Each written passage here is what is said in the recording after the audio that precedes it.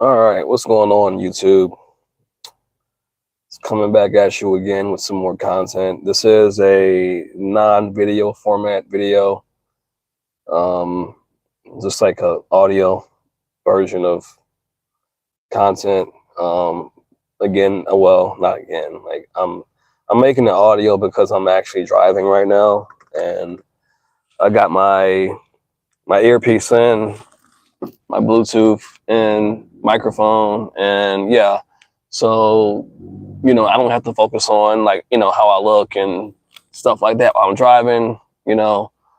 I see some people do that, and maybe as I get better at it, maybe as I get better at creating and maintaining dialogue with the viewers I have, maybe I will do that more. But um, as of right now, I don't really feel like doing that. So yeah, sometimes and then too, like I'm not gonna lie, I'm slightly inebriated. I'm off. I didn't have much going on today, so I didn't want to be on the camera, looking kind of crazy and stuff like that. So that's another reason why, I've in the past I've just kind of, you know,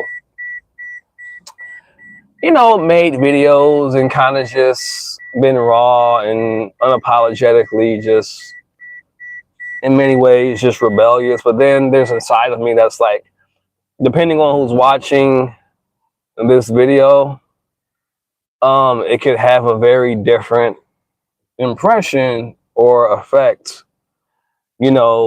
based off of who's seeing it. And God damn, this traffic is not stopping. Okay.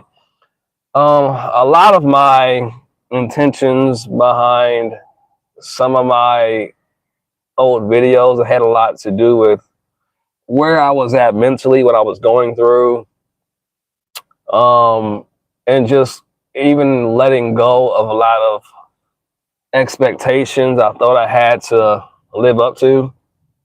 Like I thought I had to be this adult that had it all figured out and that was seemingly spiritual and enlightened and was so high vibrational, like life didn't get the best of me sometimes. And I just got tired of holding up that facade like I'm not human like everybody else. Like I don't feel negative and bitter and angry, and I don't have angry emotions just because I can identify with some of the spiritual community and some of the things that they talk about and experience. you know I just personally got tired of being afraid of having to live up to an image of being spiritual and being positive and being high vibrational, and and in many ways I still see myself like that, but I just see it more as that's a side of me, that's a part of me, but I still have real things that I have to deal with. I still have real struggles and real traumas and real life experiences that have affected me very deeply. So I cannot hold up the facade of hiding or masking that anymore. I don't feel the need, because who am I trying to hold up the facade for? Like, who am I trying to? It's like we all deal with these things. We all feel like we have to hide it because we're going to be judged, or we're going to be basically judged. Basically, we're all afraid of being judged and treated a certain way based off of how we are seen and perceived. And oh man, if I let people see me where I don't always seem positive, oh man, then they're gonna feel like they can't be around me. It's like, well, you know what? Fuck it then. Don't be around me.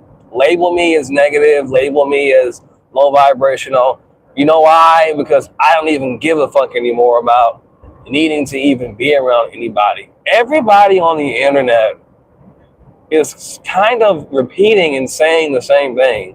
Everybody feels like, oh, you can't be around these kind of people. And I'm just like, everybody's saying the same shit. Nobody actually thinks that nobody's actually has good enough energy to be around. Or it's just like all the spiritual people feel like everybody has negative energy. Everybody's a parasite. Everybody's trying to, and it's like, I get what they're saying, but it's just like, I cannot constantly ward off every person or see every person that's not in this, amazing state of enlightenment. I just can't, I cannot constantly tell myself that everybody that's not in a good mood has low energy, or they're out to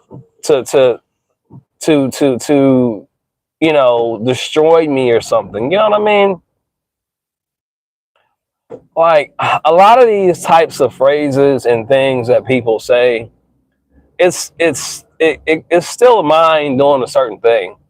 Like, I'm just realizing, and I do it too. So that's how I know. It's just your mind is doing a thing to where it has to kind of create like some type of dialogue or content to create some kind of story, or like some kind of contrast to pure being. It's like, well, I feel really good right now, so something has to happen to take me away from that feeling, and I have to have that person that takes away that feeling. I have to have that person kind of, scripted as being some type of villain or, enemy of mine, so that I can, have some level of contrast or something to identify this contrast of feelings or emotions or energies or experiences. So, I need to have something to, to compare or to relate to as this versus that, and these kinds of people versus these kinds of people. And the mind, it has to create stories. It has to create a villain, and then it has to create, the good guy. And this is why everybody just seems like, I'm just looking around, I observe, and I do it. I do it. I'm talking about people that do it, but I'm sitting here telling you in real time that I do it probably all the time without even realizing it. And it's a function of the mind. Like, the mind, it's just how the mind operates. It's how the mind manifests. It's like, it has to have a subject or character. It has to have some level of contrast to, I guess, even to like start to manifest, to create. You know what I'm saying? Like, it has to have some type of something to compare to something else, to give it an idea of what the fuck it's doing in the first place. In an all pitch black room, like, how do you know what you don't have any idea of what a light is if you have nothing to compare darkness to. What the fuck is light? What is bright? You know what I'm saying? Like, what? You know what I'm saying? Like, what is? You don't even know you're in a dark room if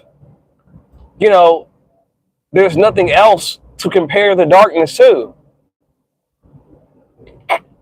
It's just like people that were in, I guess you could say, spiritual darkness or ignorance.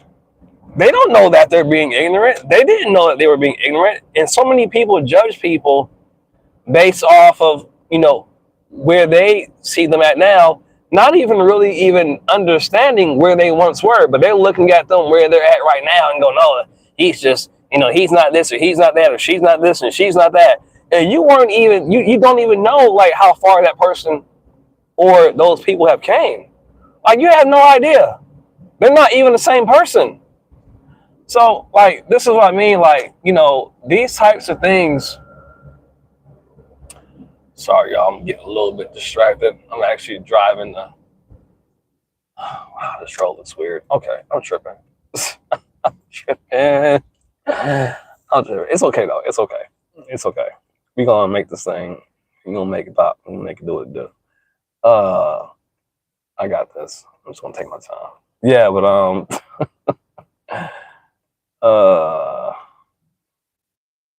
anyway. But yeah, so like I was saying, the mind, it has to have something to compare itself to. And like I was saying, we all do this. I think it's more of like a subconscious thing. I just completely lost my phone. I'm sorry. I got distracted by my own thoughts because I was trying to make sure that I crossed the road safely. But I think what I was saying was basically, when it comes to, how we look at the world and how we look at life, and how, I feel like reality kind of comes about, materializes. It materializes through contrast, through, information, emotions, energy, and then that creates more energy and more patterns and more fractals of experiences. And it just infinitely gets more complex, and fractalizes into infinite versions of repeated patterns of what it's already doing, right? So, as if I actually even know what that means, but it kind of makes sense to me, and it does make sense, but my human mind is trying to grasp it, and I can't. But like, it's almost like another part of myself completely gets it, and it's like common sense almost. But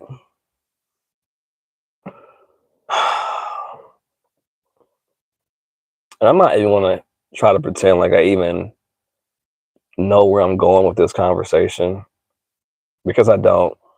You know, I'm realizing more and more, like, a lot of people, you know,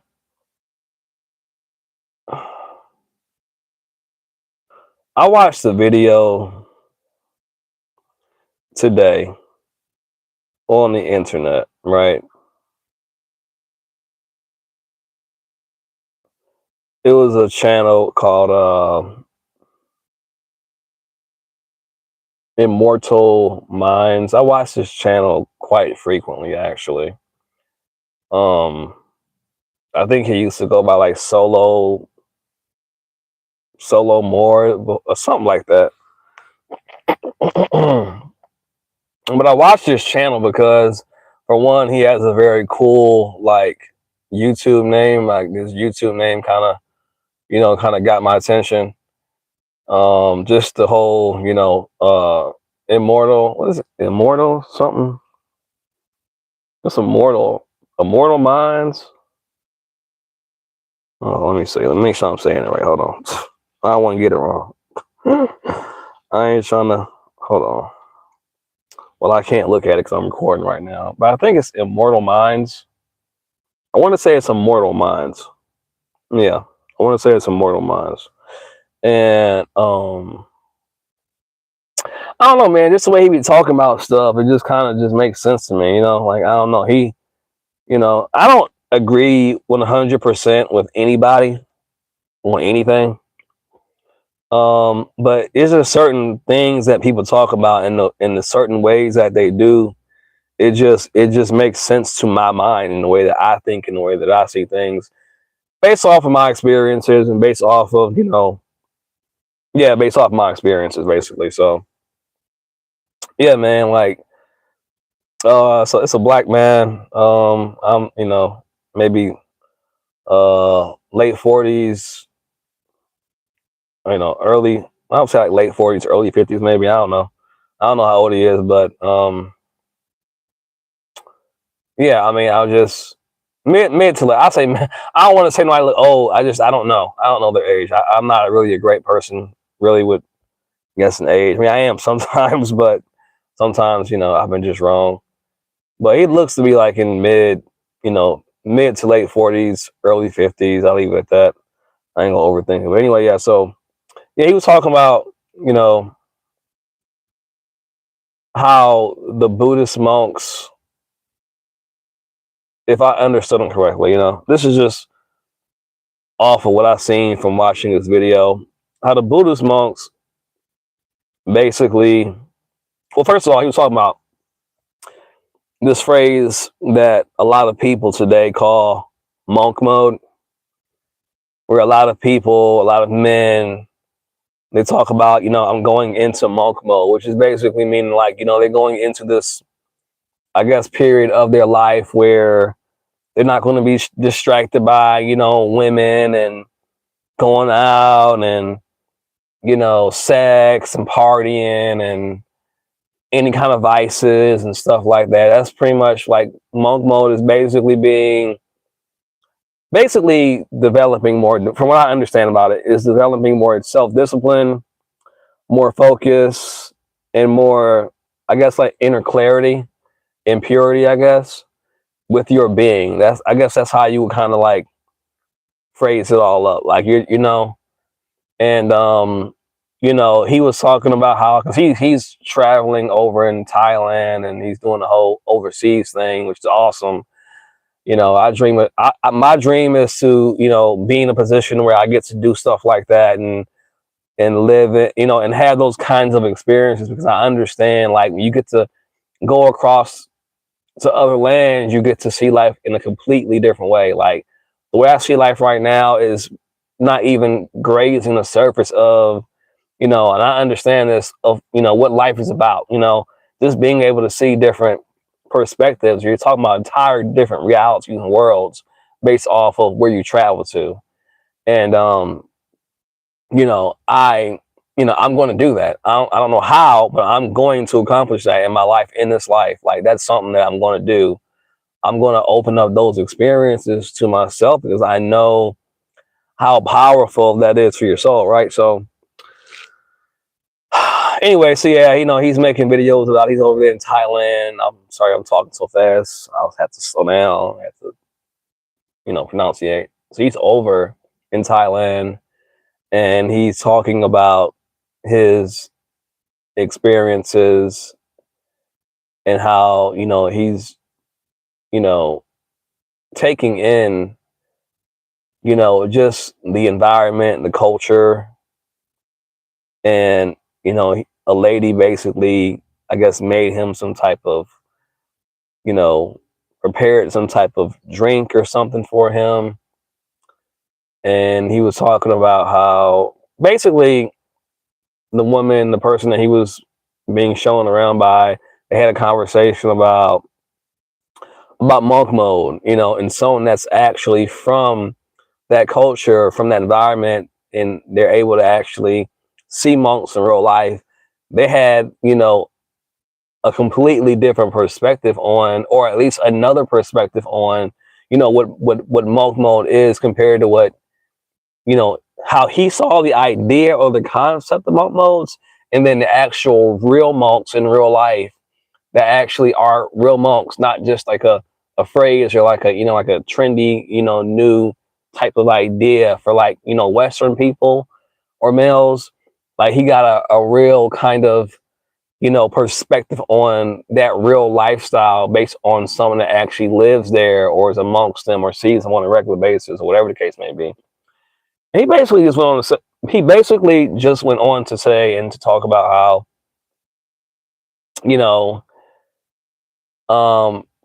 people that live their lives like the monks do, and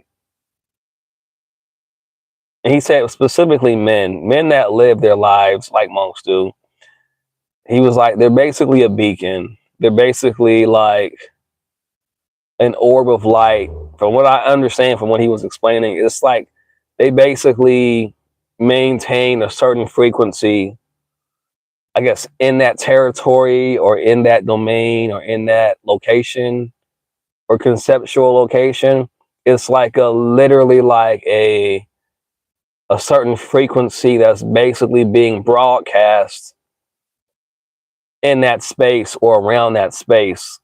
So, I mean, it kind of seems like what he was kind of conceptually saying was it's like a sacred space, basically. You know, these men, these monks, this has nothing to do with, any, like, not a religion necessarily, but it's basically about always broadcasting this sacred frequency of the source. Basically, it's like they're broadcasting the frequency of the source, whatever that means. I can't explain it to you. I don't have any, I can't. I'm just strictly going off of what he said and what I got from it. But they, these monks and these men like monks, or that kind of have the same essence about them. They're basically broadcasting a frequency, of the source. They're broadcasting the source frequency. What is that? Well, that is basically the energy that basically everything in existence comes into and out of existence, um, with or through or as.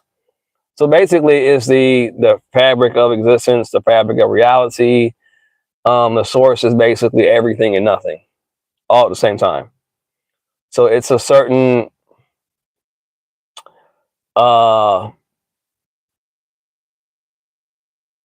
remembrance, it's a certain awareness, it's a certain frequency.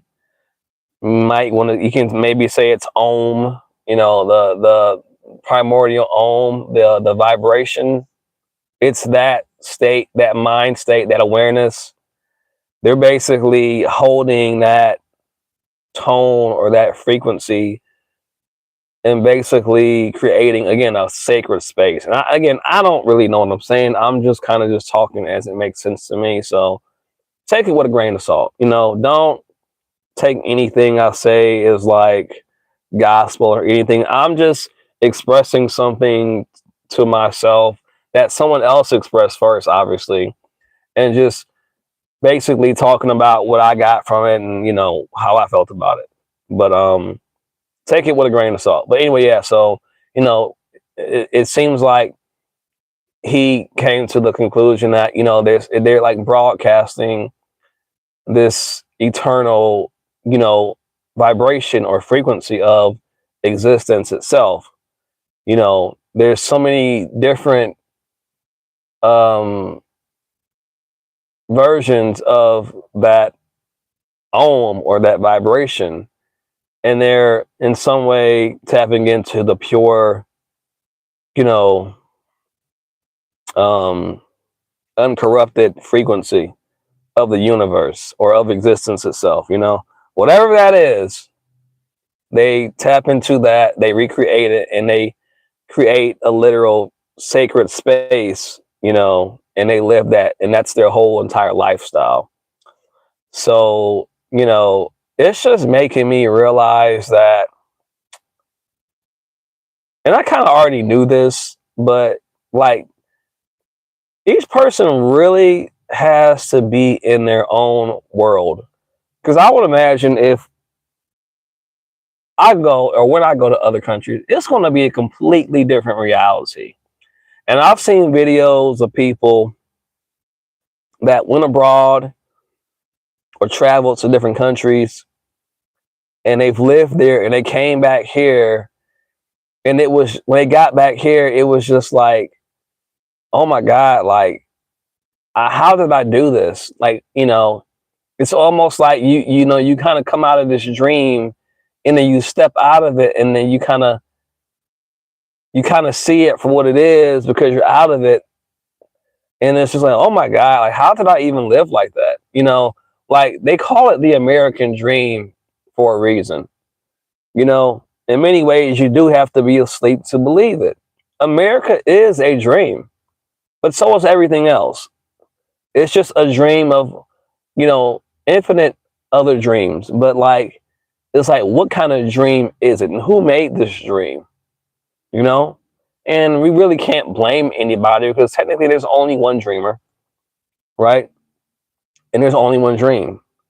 That that one dream is infinite dreams.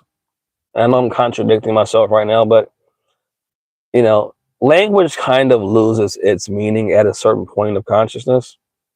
You know, at a certain point of your experience spiritually or awakening, like things making sense, kind of that you have to almost kind of throw that out the window, at least from like a human perspective.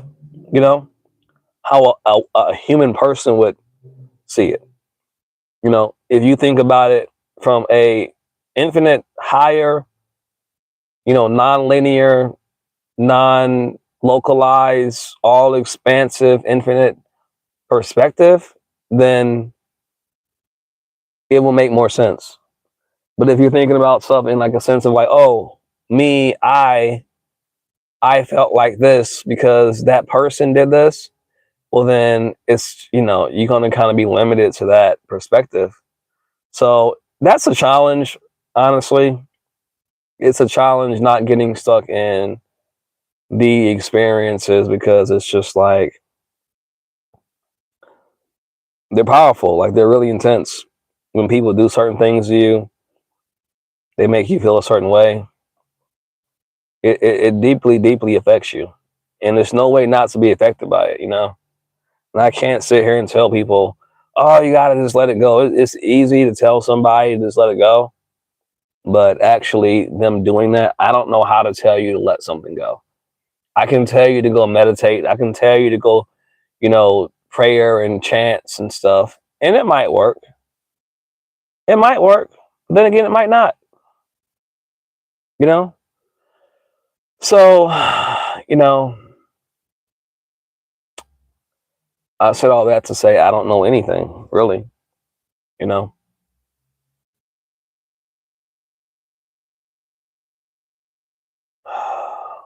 But I'm really trying, and I am just kind of really figuring out like who I am and, you know, what I care about. I know I probably said these types of things before, you know, but I think we all are kind of pressured into having to kind of hurry up and do something with our life. And you should. I mean, I don't even want to say you should.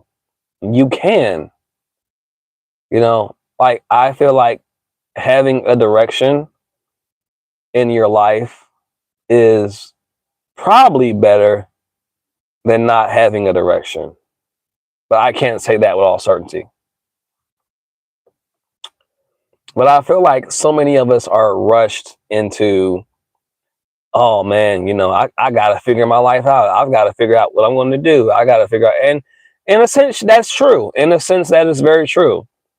But then it's like what was supposed to be, you know, you have to find a solution. Now you're stressing about not knowing what to do. Now you're stressing about not really knowing what your purpose is, you know. So like now, so in other words, you know, you realize that, you know, you felt bad or, you know, unfulfilled or negative because you didn't really have a sense of purpose. So now you figured that out through whatever meditation or self inquiry or sitting with yourself or whatever you did that you came to that conclusion. So now now you're stressing about trying to figure out what your purpose is and what that will look like and what that even means to you. So everything is just kind of like, again, it's like one giant contradiction of itself. And you know, it's so hard to, you know, do the right thing, meaning like, in other words, and my opinion is everyone always talks about walking down the right path. I don't think a right or wrong path actually exists. They're all just paths. There's infinite paths. The point is just to make a path. You know what I'm saying? You're already on a path, whether you made it or not. Someone else is making it for you.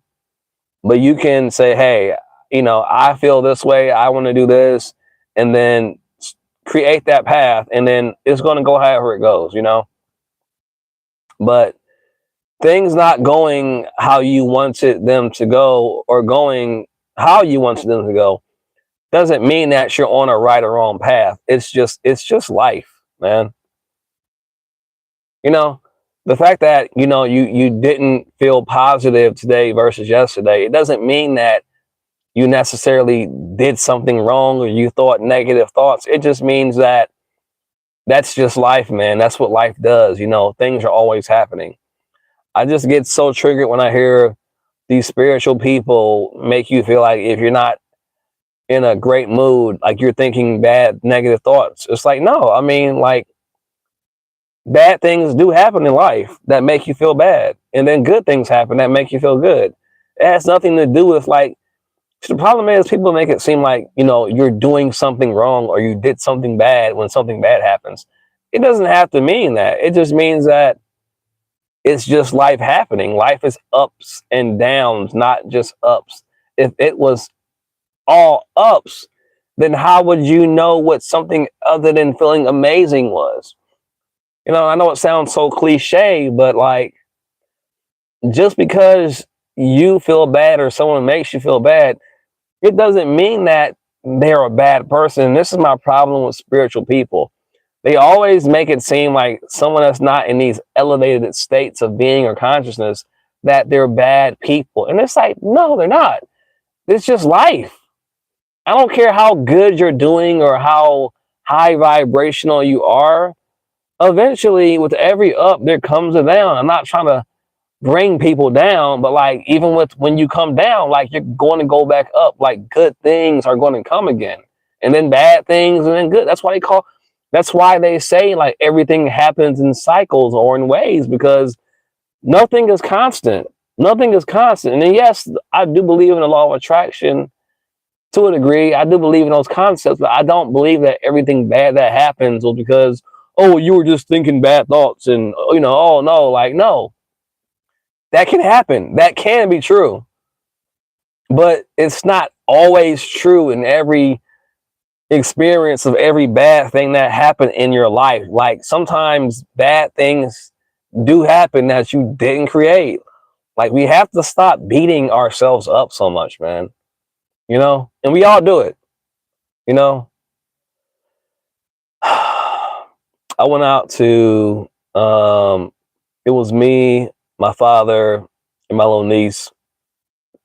And I'm starting to like appreciate the smaller things in life more too, because my father, he's getting older, as we all are, and he doesn't have his vision, like he used to. And I'm still getting used to seeing my father like that, and I still love him just as much. I don't care. It's just I'm not used to seeing him like that. So it's different. It's different. Because he needs either my mother or me to kind of help him, get around. So he can still walk around and stuff, but he doesn't have his vision the way that he used to. And I know that he's still trying to process that. And I couldn't imagine what that's like. And it's really it just reminds me of how fleeting this experience is, how fleeting everything is, really. It just reminds me, when you start to see people around you. My little niece, she's like 18 now. I'm like, what the when, how? I'm like, stop it. You gotta stop. You gotta stop. You gotta stop. But I love her to death, and she loves me to death. And I love all my little nieces and nephews, and it's so beautiful. And I don't have any kids yet, but maybe not. I don't know. But I love all my nieces to death. Like, and even like when they're around, like, children that have so much joy, like the energy of children is so pure. It's so like, when basically, like, if you ever had a child, basically, when your child comes to you and runs up to you and gets you a hug, it's like the most purest form of like love that you can basically have, because kids are just glad when you come walk through the door. You know what I'm saying? Like, they're just glad to see their uncle. Like, no reason. I don't owe them anything. They're just glad to see me. And I just think that's such a beautiful thing. And we kind of forget the small things in life, like the magic of a child, just that pure blissful state. Like, I'm like, man, they really are excited to see me. It's just like, wow.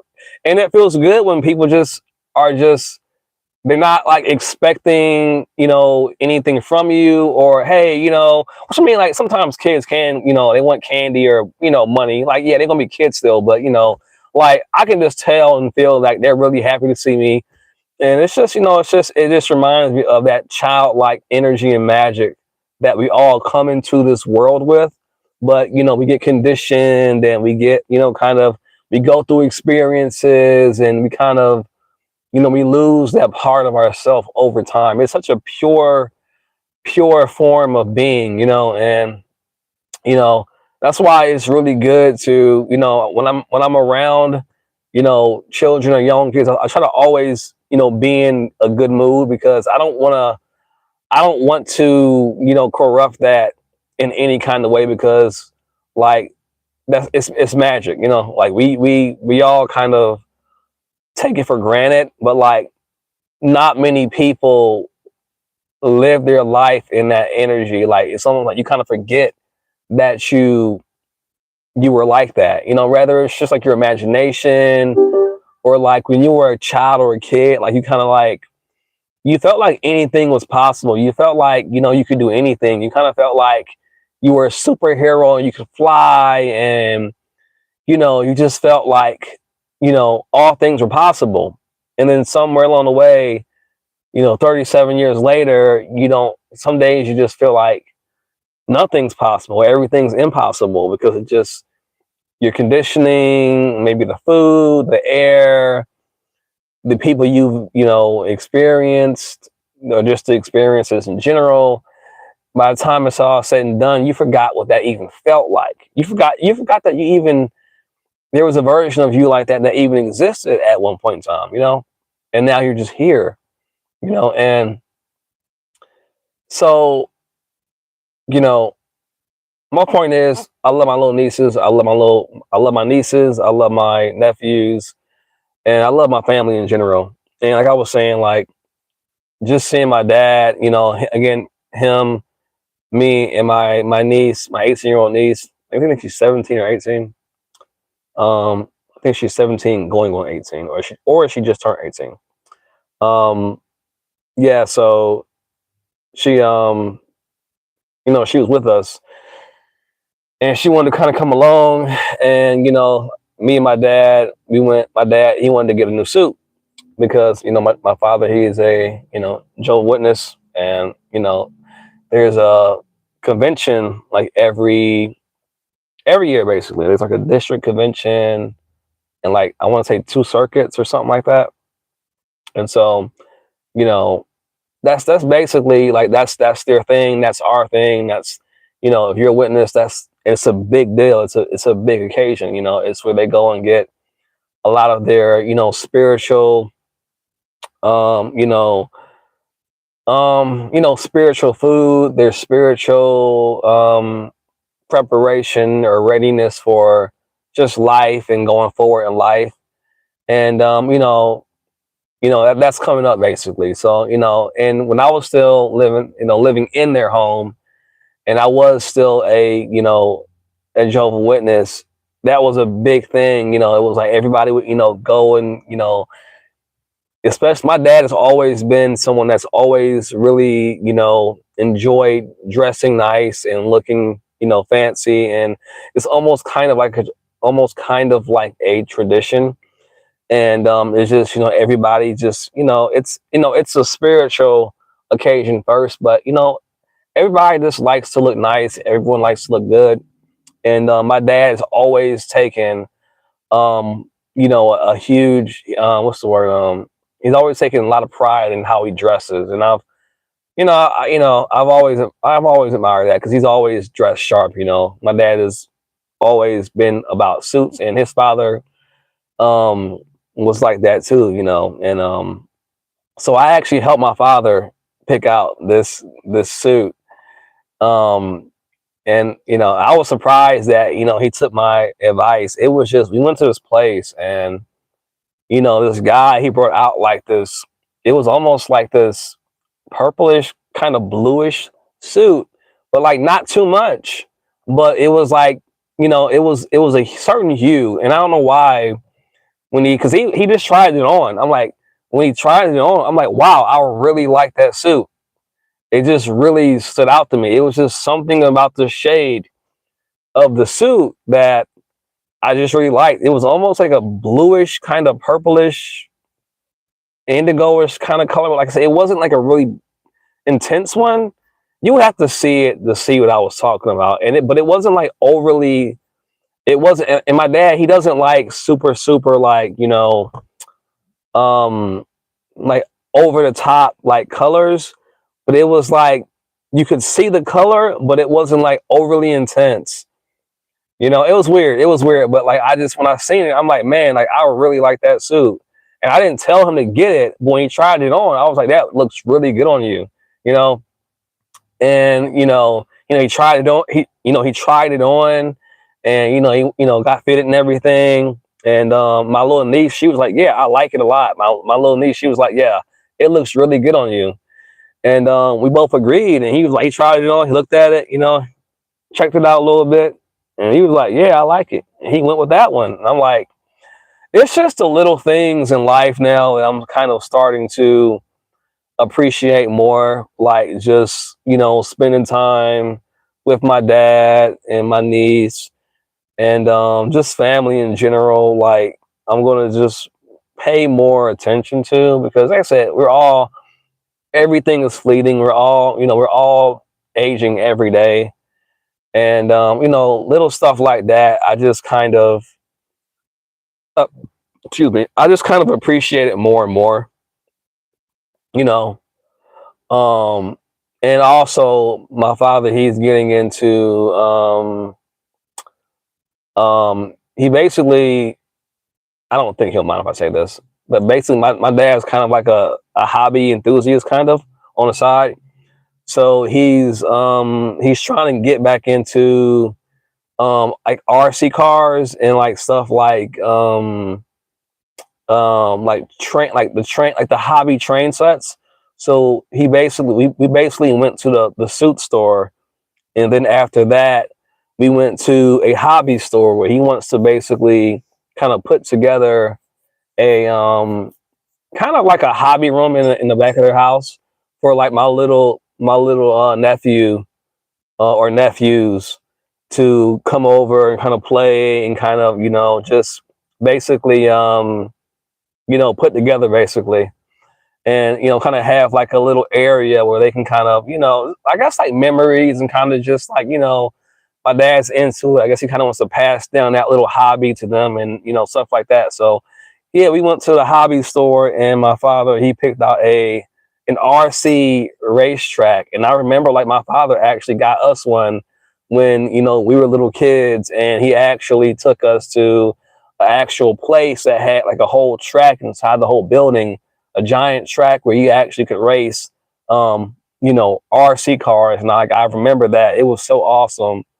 And yeah, so we did that. We went ahead and picked out an RC track set, and I could tell that my father, he really enjoyed it. It kind of put him back in like that childlike state of mind, which we all need to kind of activate that part of our mind again, because that's where the magic is at. That's where you kind of start to feel alive again, whatever it is. And I told him, I was like, well, whenever you're ready to start getting this stuff ready, to something, I'll help you out with it, or whenever you want to come back up here and get more stuff, whatever. So yeah, it's just something, kind of like making memories and stuff like that. And I think we're gonna go back soon. And my dad, my father, he wants to basically get a train set. So he's gonna just start out with doing the racetrack, and then he wants to he wants to basically add like a large train, or like, like a decent sized train track with like a little town or something like that. To kind of have that in there too. And yeah, and then he wants to, I believe he kind of wants to kind of, over time, kind of, modify it and add little props and stuff like that. And so yeah, I'll look forward to, helping him out with that. I really enjoy just, going out with him and my niece to, go pick it out and pick the suit out, and, pick out a race car set. It was just, like I said, it's, we make life about big things so often, like, oh, we have to, like, do these big things in life to be happy and to feel fulfilled. But I really do feel like, and those things can matter too, obviously, I'm not going to take, anything from that, but I feel like some of the richest moments in life, when you look back before you leave this earth, before you leave this plane, and whatever happens, I think some of the most richest, fullest moments are just simple things like that. They're just a simple, ordinary, but rich, you know, experiences. Just going to the hobby store with your father and just, kind of seeing him feel, like a kid again and alive again with that magic of just doing something that makes you feel enthusiastic again, because like I see my dad, he's been having a whole lot going on. Like his health has been kind of, here and there. It's been up and down. It's just been kind of, the diabetes, that's been kind of, he's been kind of dealing with that. And then the eyesight loss, vision thing, he's been going through it, on and off. So, um, the fact that I'm seeing him kind of, and my dad, he did suffer with depression.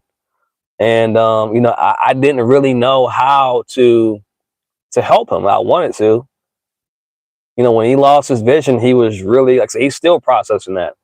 And I wanted to, help him through it, but I just, I didn't know what to say, because I don't know what that's like. All I could do was just, we talk sometimes, and I would try to, encourage him to, like, find something to, you know, um, just find something to kind of get into and do. And, because he's like, he just kind of just sits around and he can't work no more. He kind of just feels, you know, he said he feels useless because he can't work. My dad's been a truck driver his entire life. That's all he knows. And so when he lost his vision, he lost his ability to be, to drive, to do the one thing that he enjoyed for the most part and that he was used to. Now he kind of has to rely on us and my mom to get him around, and he's still trying to process that. And so I didn't know what to say to him. You know, I so I feel like he kind of took my advice though, because it seems like this is helping him. It seems like he's kind of, you know, he's slowly starting to find things to make himself feel alive again. Because my dad, he's suffered with depression on and off for a long time, and it's just something he's dealt with. Rather it's just life and the struggles of life, or just it just kind of tears you down. He just got worn down, and it just over the years, over time, it just kind of took a toll on his mind. Um, but he always did the right thing. He always took care of us. He always, found a way to, keep a roof over our head and keep food in the house. So I told my dad, I was like, you'll always have my respect. And, just because, you can't work or whatever no more, like, you did your job, you made sure, we grew up, we were able to get through school, and you did your job as a man. So, like, you'll always have my respect. So I know you don't have to ever feel like I look down on you or nothing like that, because, you can't work or nothing like that. Like, you didn't see this coming. You didn't know that this was going to happen, you know? You know, it's just life. Over time, life kind of just, it happens. You lost your vision and you can't work anymore, you know? So it's just like, you know, so yeah, but like I said, I think I feel like he kind of, you know, kind of is just starting to kind of take, you know, and it wasn't really advice. It was just, I didn't know what to say, but like, I just kind of spoke from my heart. Like, you know, if it was me, if I was in your situation, and again, I can't imagine what not being able to see would be like, you know, but if it was me, I would try to find some way to keep myself to feel like, you know, my life is still, you know, you know, it's still, to remind myself that life is still worth living, that it's still precious, that it's still beautiful, even though I'm going through this, to find the beauty in life, to find, you know, and I don't know, I probably need to, you know, take my own advice. And that I kind of am, I'm kind of having to do that right now, because I think we're all going through a period where it's just, things just feel weird right now. And, you know, kind of in a lot of ways, constructs are kind of dissolving away, in illusions that were really convincing are kind of starting to dissolve away. And you're kind of seeing what, you know, you're kind of seeing things as they really actually are, you know? So a lot of us are, in my opinion, you know, we're, again, we're seeing things as they really are, you know, and that can be very brutal, you know, but I feel like it's something that we all eventually experience and come to terms with. Basically, it happens to everybody. The dream eventually, you know, subsides, it dissolves, and then you're just left with just the truth, you know, of what is. You see things as they really are. And that can be a really, really, really hard pill to swallow, you know. So, you know, that's something that I'm dealing with currently, and I'm navigating and figuring out how to navigate my way through it. Like I said earlier, you know, I'm still figuring out who I am, you know, as if, you know, and I don't think we really are. Okay, so even that in itself is kind of misleading, because, you know, I feel like everybody is kind of wearing a mask. And behind that mask, there's another mask. And then behind that one, and so you kind of get to the point to where you kind of understand that, you know, whoever you decide to see yourself as, it's going to always be a mask, you know. um this whole entire existence is a play, right? And everybody's wearing one of those little masks that you see at the theater, and they're all the same person. The secret is, all the actors or characters in the play, they're all the same person. They're all the same person, you know. A metaphor for creation is, if you could just basically look at a play and see it from the universal mind. If you were to take the mask off of every single person behind a mask and a costume, you would just see the same essence, the same energy, the same light, the same vibrations. That's literally what you would see. It's all the same thing, manifesting in different and infinite variations of complexity.